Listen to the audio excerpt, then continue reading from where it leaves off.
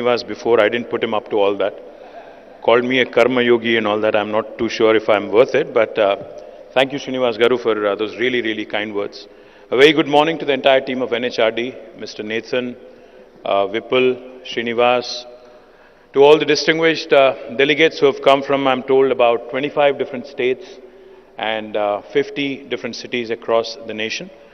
Warm welcome to all of you, to this wonderful city of ours, Hyderabad, to this wonderful state of ours, Telangana. The topic, that has been given to me is decoding the economic future and how Hyderabad can act as a catalyst for a 5 trillion economy. Before I get into the subject per se, let me quickly point out a couple of things. Yesterday the budget was presented by the Union Finance Minister, and over the last several years, several decades, we've been hearing about numbers from every finance minister, every prime minister, every chief minister, every government representative on various forums. We've been hearing about how India is a compelling business opportunity.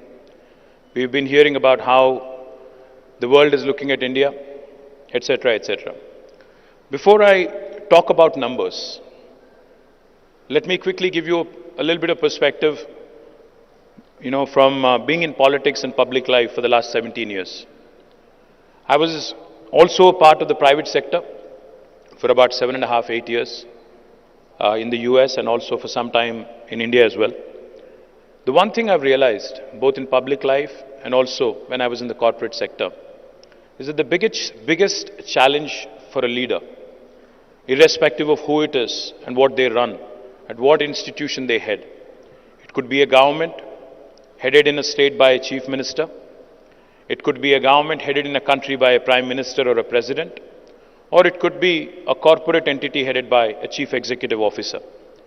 The biggest challenge for any leader across the world is not wealth management or capital management. It actually is people management. Because the best of the people, in fact, deliver the goods and basically make an enterprise or an institution or an entity successful. That's a fact. Now, the case in point, I'd like to narrate a quick story. We always measure our economies in terms of trillions. We hear terms such as GDP, the gross domestic product, the gross state domestic product. We also hear terms such as per capita, etc., etc.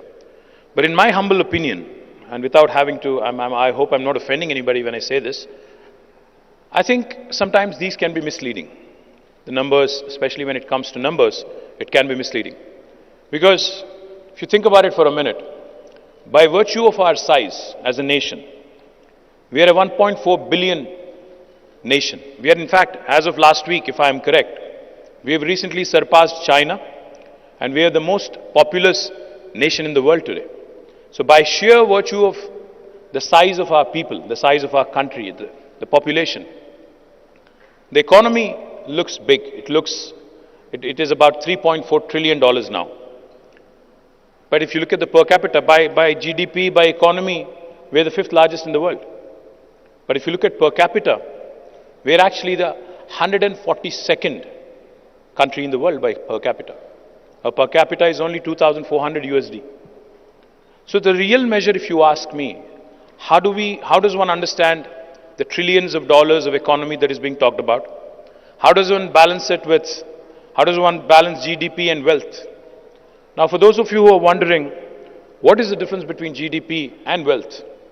If you ask me, GDP is a reflection, gross state domestic product, the 5 trillion, the $10 trillion, etc., are a reflection of the economic activity of a nation. It could be in the previous year, or GDP forecast could be about economic activity that is likely to unfold in the next quarter, in the next couple of quarters, or next 1 year, etc., etc. But what is the wealth of a nation? The wealth of a nation is actually a collection as a combination of its assets, both natural resources, its human resources, and how they are likely to influence the economic activity over a longer term, how the depreciation of these assets, these resources, the depletion of these resources, and how the utilization of these resources is intricately linked to ensuring long-term sustainable growth in line with the developmental aspirations of that particular nation. So, let me not confuse you, without giving you examples. I'll give you two examples. Back in 1987, China and India, exactly 35 years ago, two countries with similar size of human resources, had the exact same size of GDP, 1987. But if you actually now move 35 years ahead and look at the current times and current date, China's economy is almost at $18 trillion, and we are languishing at $3.4 trillion. China's per capita is 13,000 US dollars. Our per capita is 2,400 US dollars. So what am I talking about here? What did China do that India didn't in the last 35 years? In my humble opinion, if I have to sum it up properly in one single line, I think China managed its aspirations, its developmental goals, and ensured that the natural resources and human resources were put to good effective use, and has competed with the West and the best in the world to ensure it reached where it is. But even China has a long way to go. If you look at the size of the economy versus the size of the people, huge difference. I'll give you one example of another Asian country which has done tremendously well purely because of the intellect of its people. Japan. All of you know the story of Japan, at least most of you, I would imagine, would know the story of Japan. It's a country with about 12.57 crore people, not even 1/10 of India. And it's a country whose geography, in fact, is so complicated that 75% of the country is uninhabitable. 75% of the country is mountainous. The topography is such that it's a very, very densely populated country across the coastal areas. And China, unfortunately, Japan is one of those countries which is surrounded by oceans. So it's had frequent tsunamis, cyclones, typhoons, earthquakes, very little natural resources, very little cultivable area. Only 11% of the land is cultivable, and very little area where humans can actually inhabit. And on top of all this, if you remember, in World War II, Japan is the only country on the planet which had been bombed. Hiroshima and Nagasaki, I'm sure all of you have heard. It's the only country which was ever under nuclear attack in 1940s. Now what happened then? Today Japan is the third largest economy in the world. In fact, until 2010, it was the second largest economy in the world. That's when China actually surpassed it. So what's happening in the world, if you think about it for a minute? India, with 140 crore people, with 40 crores of cultivable area, abundant natural resources, amazing talent, and most importantly, with a median age of 28, and with 65% of India being less than the age of 35, only has a 3.4 trillion economy. But Japan, with 12.57 crore people, with a median age of 49, has a 4.3 trillion economy with a per capita of 39,000 US dollars. So what is happening in these two countries, if you think for a minute? The one thing I can tell you that Japan has done successfully, has invested in the sectors that matter, has invested in its people, has ensured that the focus of the government, the collective goal, the collective national ambition, the collective national aspiration as a nation was very well defined, was extremely well etched in the minds of every Japanese, and they went about it with a single-minded pursuit. In India, unfortunately, while we do have leaders, while we do have many smart leaders, unfortunately our focus is always on politics.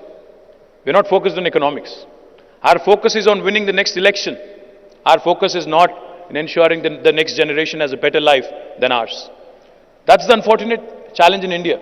We're in perennial election mode, including me. I'm not trying to say that we are any different. That's the unfortunate reality of being the world's largest democracy, with elections happening throughout the year, and with every single politician instead of being focused on economics, is always seized with more and more politics every single day. That's the problem with India right now. So what is it that I'm proposing? The question that I think we all need to ask ourselves is, should an economy, should a country's wealth be measured by numbers, by the 5 trillion numbers, by the 10 trillion or the 16 trillion numbers, or should it look at the most valuable asset that it possesses? In India's case, I think it's the think force that we have. India's think force, like I said, which is 65% with the median age of 35, 50% with the median age of 28. I think that's the biggest asset that India has. Unfortunately, not many countries have that. Like I said, Japan's median age is 49, China's median age is 39. I can go on. We're the youngest nation on the planet. But are we putting our human resources? Are we putting this human capital to good use? No. We have sociologically, psychologically as a nation. I was at a couple of schools yesterday and day before, meeting and interacting with young minds, youngsters. I kept asking them. I kept probing. I said, are you happy with the infrastructure? They said, okay, we are reasonably happy. I said, do you want anything more? They said, we are fine. And I kept asking and I kept probing. I asked them one question. I said, what do you want to be once you graduate, once you become a graduate or a postgraduate? About 99% of them said, I want to actually be employed. I want to be seeking a job. When I asked them, why do you want to be a job seeker? Why can't you be a job creator? Not many of them actually had a straight answer. As a society, as a nation, I think collectively, we have ensured that this amazing, abundant talent, abundant human capital that we have converted it into a huge, huge pile of worker bees, and not as somebody who thinks of creating wealth, of somebody who can create jobs, of somebody who can create free market enterprises which will thrive and compete with the best in the world. Unfortunately, in the last 75 years of independence, name one single brand from India that has come out which is truly having a global appeal. A real original Indian brand that truly has a brand appeal across the world. If you ask me, look around. You will be holding an Apple phone. You will be holding a Sony phone or a Samsung phone or one of those amazing brands. You must have come in a Toyota or a Honda or even a Suzuki, I don't know, BMW, Mercedes. All of these brands are alien. All of these brands are alien and have been created by small countries, a very small sized population. If you think for a minute, what is Taiwan famous for? Taiwan is famous for semiconductors. Taiwan is famous for electronics. What is Singapore famous for? A small country with about, I think, less than the size of Hyderabad. Half the population of Hyderabad is today almost $1 trillion economy. So what are we talking about here? Singapore can be $1 trillion economy, and a country like India is still dreaming and still talking about $5 trillion. It will happen. 5 trillion will happen. No matter if there is a government in Delhi or Hyderabad, it will happen. Even if there is no government, even if there is no prime minister, even if there is no chief minister, the 5 trillion dream will happen. It doesn't take a government to make that happen. Because it is the industry, it is the private sector, it is the people of this great nation that actually will make it happen. But the question that we need to ask ourselves is, are our leaders, is the leadership of this great nation, in fact, giving us a vision of reaching that $25 trillion or $30 trillion or being the highest per capita in the world? It's not about the 5 trillion size. It's about the per capita, how the wealth is distributed among its citizens. On the one hand, India has some of the richest people in the world. The richest, if you look at the top 10 index, I think there are 2 or 3 Indians. I think one of them has slipped out of top 10 yesterday, but that's a different story. But on the other hand, we also are the nation with the maximum number of poor people on the planet. So unless the wealth is distributed equitably, unless, I'm not preaching socialism, I'm not preaching communism. All I'm saying is, when the Honorable Prime Minister himself says, a freebie culture, revdi culture, theek nahi hai. Let me remind all of you in this room, we are still a third world country with the maximum number of poor people on the planet.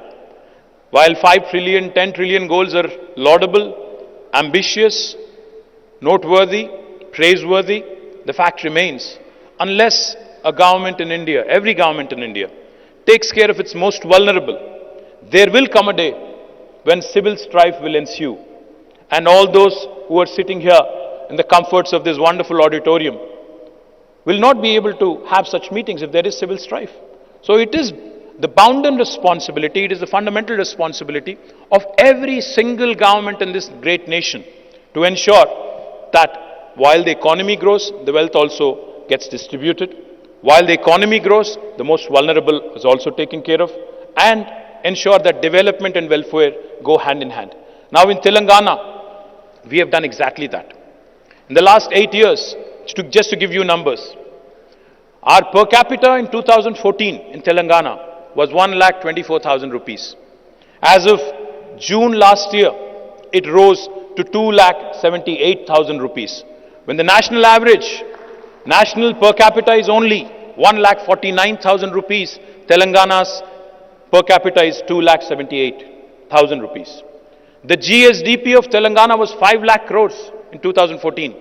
As of June last year, it rose to 11.55 lakh crores. If I have to sum it up in one line, because we are talking about the 5 trillion economy, if the rest of India performed as well as Telangana did, we would have already been a 4.6 trillion economy today. That's how well Telangana has grown over the last 8 years. We grew at 15% compounded annual growth rate.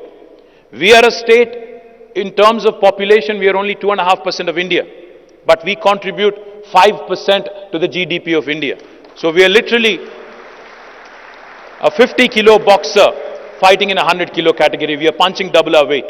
That's what I meant when I said people management. That's what I meant when I said expectations management, alignment of expectation with those of the needs of the people is important. In Telangana, we focused on the 3I mantra: innovation, infrastructure, inclusive growth.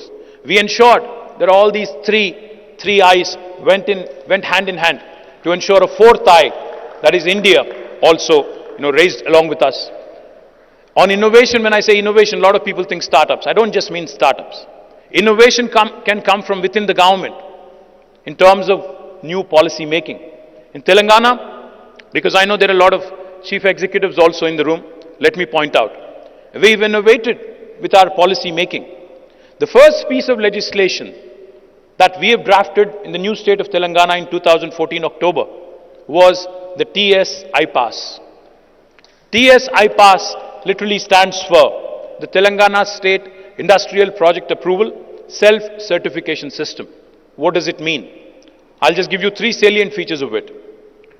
If you, as a chief executive, had to launch a new operation or a new factory in my state, you actually don't need to get a clearance from the government. You don't need an approval from the government. You don't need an approval from the local municipality. You don't need an approval from the local village panchayat. You can hit the ground running.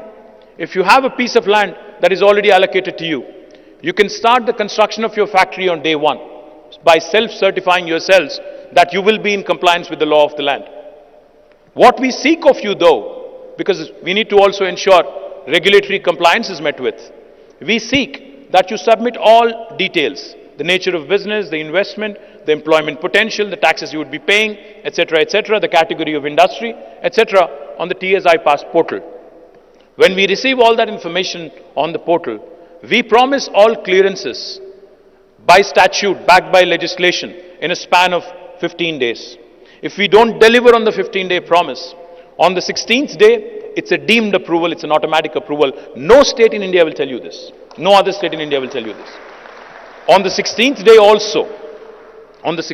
also, this TS iPass legislation gives me a handle to penalize even my senior bureaucrats with a penalty of rupees 1,000 per day if they are held responsible for holding up the clearances. Again, no other Indian state has done this in the last 75 years.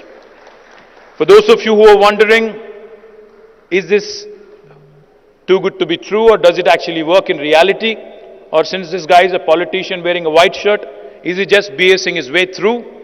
Let me tell you, in the last 8.5 years, we've been able to raise more than $47 billion of investment, have given more than 21,920 plus clearances through the TSI Pass portal, have been able to create more than 2.1 million direct job potential, 21 lakh direct job potential in this state, and some amazing marquee names have come through this process in the last 8.5 years. Did you know that Amazon's world's largest campus is not in Seattle? It is actually in the city of Hyderabad and state of Telangana. Did you know that Apple, Google, Meta, Microsoft, Uber, Micron, ServiceNow, Qualcomm, Novartis, all of their second largest campuses in the world, Medtronic's second largest campuses in the world, are in this city of Hyderabad, in Telangana. Did you know that we produce 1/3 of world vaccines from this brilliant city of ours, Hyderabad? We are the vaccine capital of the world, not India. We produce 40% of pharmaceuticals.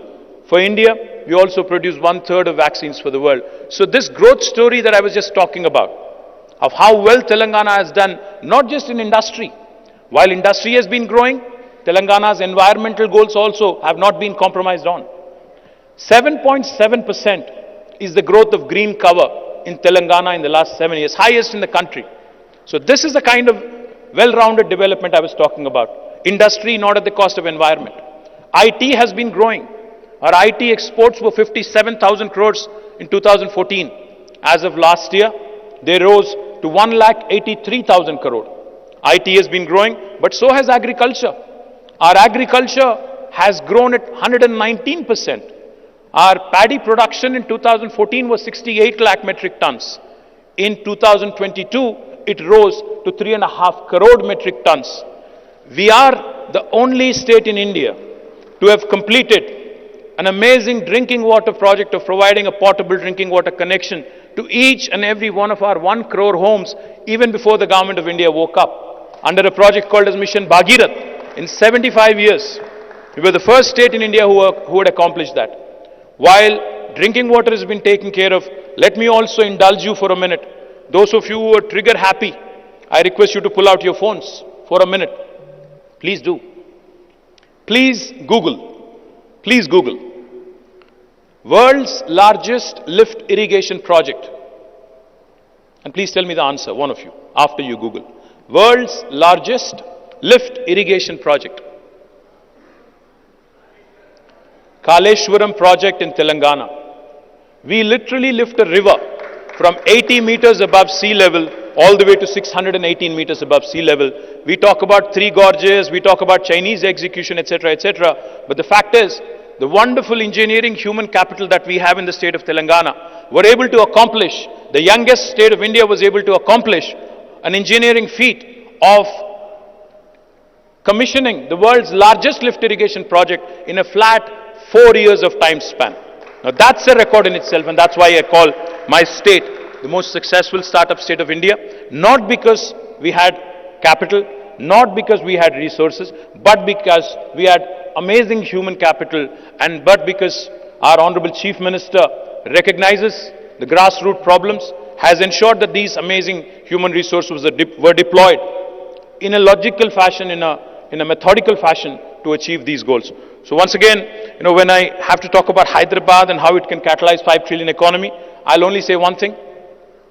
If only the rest of India can work like Telangana, if only the rest of India can be led by a leader like KCR, then I think 5 trillion is a joke. We'll actually reach a 15 trillion economy in the soonest possible time. Thank you very much for this opportunity. Jai Telangana.